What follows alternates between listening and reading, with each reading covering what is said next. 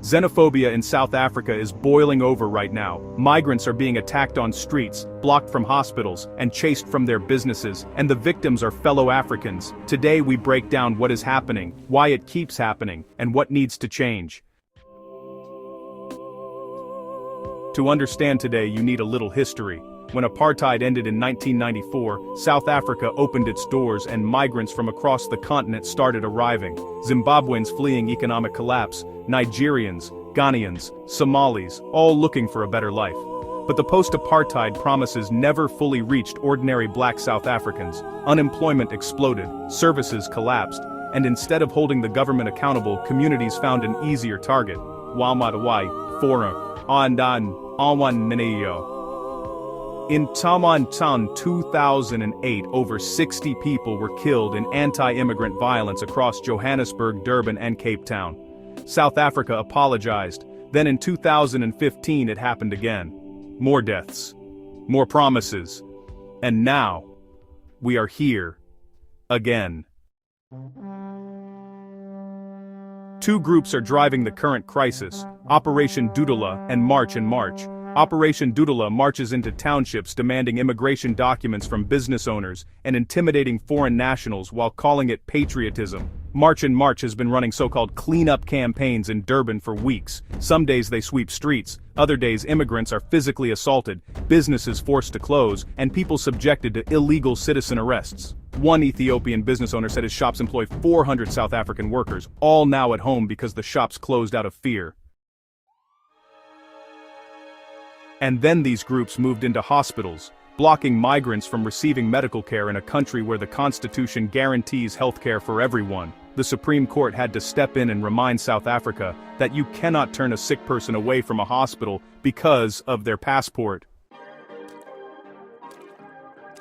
The spark that lit the current wave was viral videos. Footage exploded across WhatsApp, TikTok, Facebook, and YouTube, showing South Africans confronting Ghanaian nationals and other African migrants. In one clip, a woman tells migrants their presence is no longer welcome.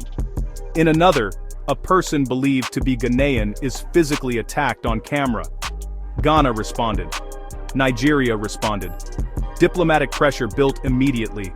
The South African government had to act. Acting Police Minister Firoz Kachalia said xenophobic violence is completely unacceptable and that police have been instructed to act without hesitation. Strong words, but South Africa said these same words in 2008 and in 2015.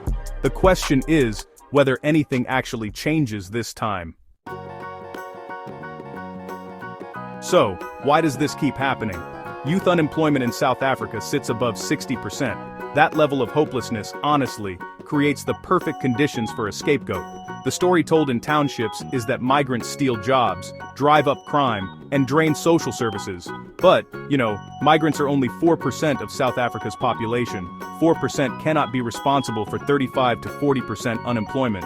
South Africa's real problems come from apartheid's legacy, government corruption, and collapsing state institutions. None of that is the fault of a Zimbabwean woman selling vegetables or a Ghanaian man running a barbershop. But, sadly, they are the ones paying the price. Not every South African supports this. In Durban, the Women's Liberation Movement and the Africa Solidarity Network stood up publicly, saying enough is enough. In court, the International Commission of Jurists filed submissions calling on South Africa to honor its legal obligations to protect every person within its borders. But honestly, these voices of reason are fighting against a loud, organized, and fast-growing movement.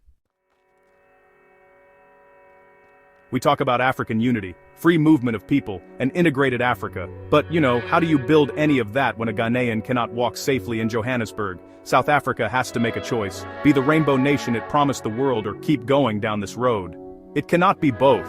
Real accountability, implementation of the long-ignored National Action Plan to combat xenophobia, and genuine economic solutions for unemployed South Africans. Those are the three things that need to happen now. Because honestly, you cannot police your way out of a problem with economic roots.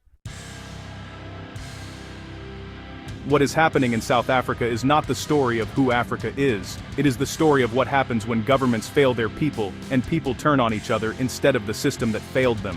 Drop your thoughts in the comments. share this video, subscribe for more real talk on African politics and current events. See you in the next one.